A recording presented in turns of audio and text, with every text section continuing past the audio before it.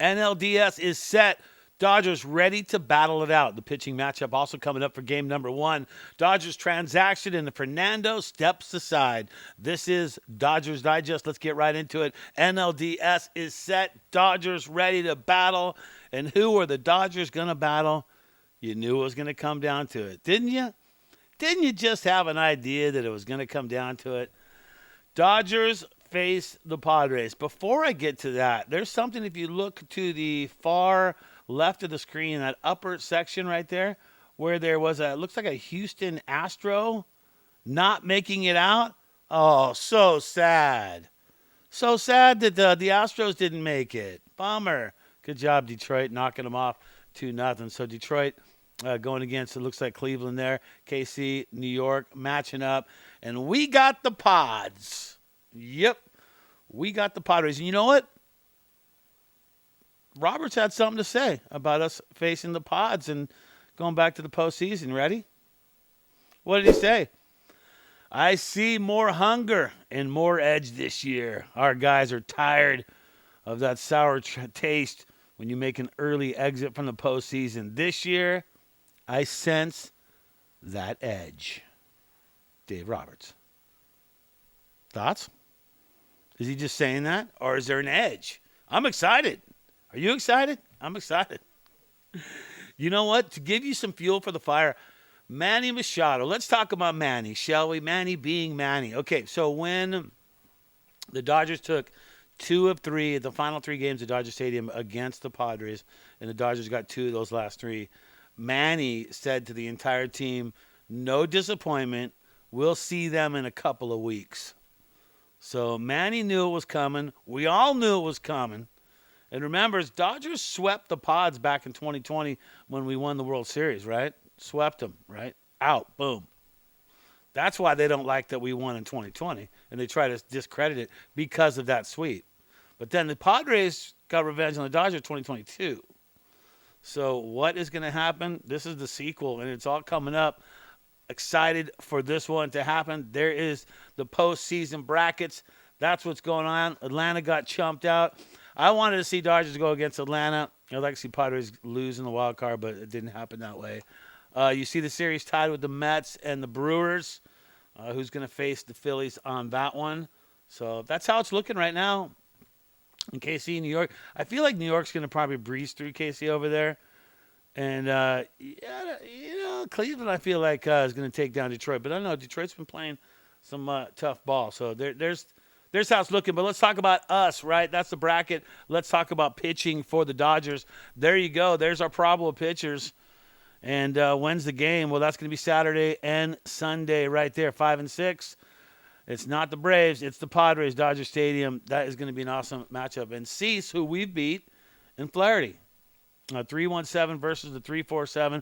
14-11 Cease's record, and 13-7 for Flaherty. And I'll tell you right now, we just saw the guy. Should learn from that. I like Flaherty's confidence too. He has been very confident. Saw a great interview with him. And I just like the way he is. I like the way he carries himself. And I predict Flaherty to come out strong and the Dodgers take a win on Game 1, which is going to be Saturday on that. All right? So, like the confidence right there. Let's talk some of the transactions with the Dodgers. They were kind of quiet about this. I didn't see a lot of news on this. All of a sudden, I'm just like, hit the transaction button. I'm like, what's going on? And here you go. They recalled Diego Cartaya from OKC, the catcher. They call Clayton Kershaw. Roster status changed by the Dodgers. This will be interesting because he hasn't pitched yet. At some point, you have to either put him on the playoff roster or not. And are the Dodgers going to go with 13 position players and 13 pitchers? Would he be one you would carry on there if he's not going to go and be able to pitch the first round? So nothing's really been kind of etched in stone on that one. We'll find out Saturday morning when they release the actual rosters for that. Also recalled right-handed pitcher Kyle Hurt from OKC, and recalled right-hand pitcher Nick Frasso from OKC too. So kind of some where did those come from? I didn't even that wasn't even in the news anywhere. That was on the Dodgers website right there, showing you that they've done a couple of things. So looked up Kyle Hurt a little bit. Didn't know much about him. I do remember him pitching. He was into 3 games. He's only pitched 6.2 innings. Did have 3 strikeouts, in those. So ERA 1.35. Maybe they're seeing something in the 26-year-old that they like, so they're bringing him up. But there's been no talk about where does he go? Because remember, rosters go to 26. They got to release that information, and they have to do it on Saturday is the deal. All right. So we've talked about Freeman. We've talked about Rojas. They are expected to go back. They just say Robert says nothing, but they'll be on the list. They'll be on the roster for the first series in the NLDS.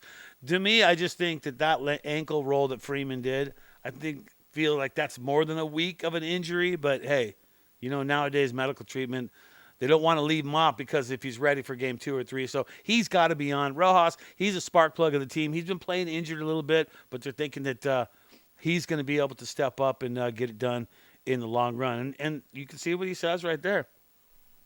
They're expecting Freeman and Ross to both be in the NLDS game 1. So they're not saying that, hey, they're going to be on the roster and maybe we'll start them by game 2, but they're talking starting lineup.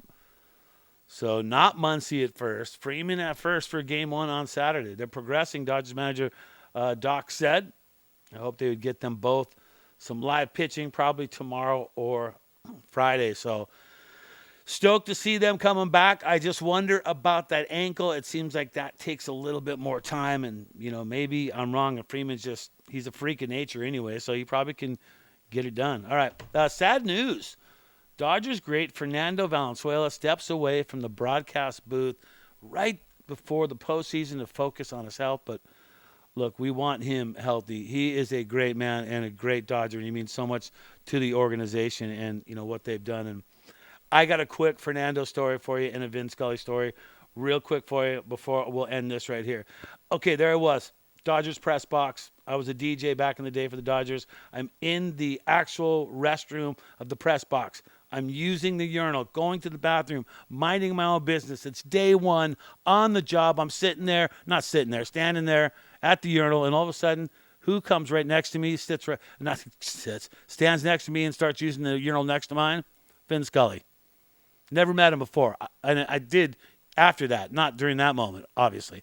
But he's there. And then I'm like, oh my gosh. Vin Scully is literally peeing next to me. So I'm peeing along, minding my own business, kind of, freaking out a little bit. And then Fernando pulls up on the other side, and he starts peeing too as well. So I got Vin on one side, Fernando on the other. It was day 1 as a DJ for the Dodgers, and that right there was such a story that it's such an awkward thing to be there and have done, but a great story. And we wish Fernando the best, and we hope he gets well soon and get him back in the broadcast booth. And we definitely miss. Hey, Dodgers Digest, we're almost at 1,000. Get on there. Hit the sub button. Do it today. Be part of Mike Nelson and myself, Brad J., bringing you fresh Dodger content every single day. Get on there. Hit the sub button if you haven't done that already. That's going to do it. That is Dodger Digest. And always remember to think blue.